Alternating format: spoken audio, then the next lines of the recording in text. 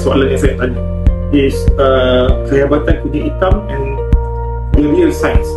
Nak highlightkan keunikan kumau khasiat ni dari segi saintifik, bukan hype.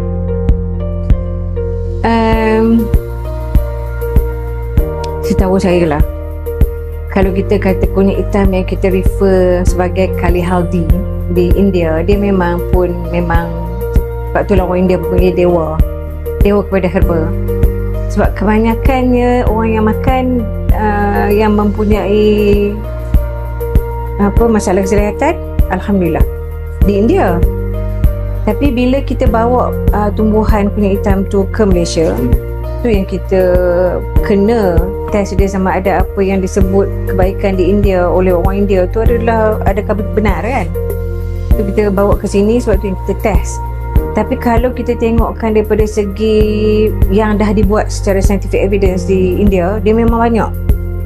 Daripada segi anti-inflammationnya, anti-cancer, sampai yang saya paling suka analgesic. Analgesic tu adalah seperti macam Panadol.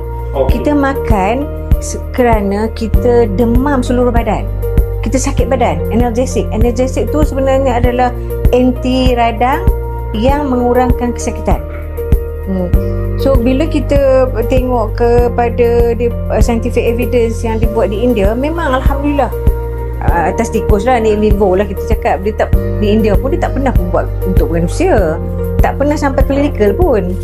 Jadi kita rasanya mengambil pendekatan, kita buat daripada zebrafish yang ada berkenaan dengan genetik manusia 70%.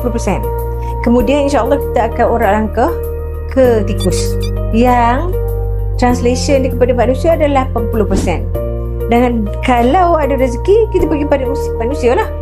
Dan kalau kita lihat sekarang ni, kat zebrafish pun dia taklah toksik, dia boleh dimakan, tapi dalam dalam kuantiti yang tertentu.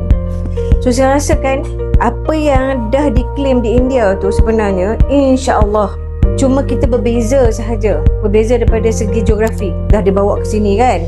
So originally di India, bila dibawa di sini kemungkinan ada perbezaan konten dia lah.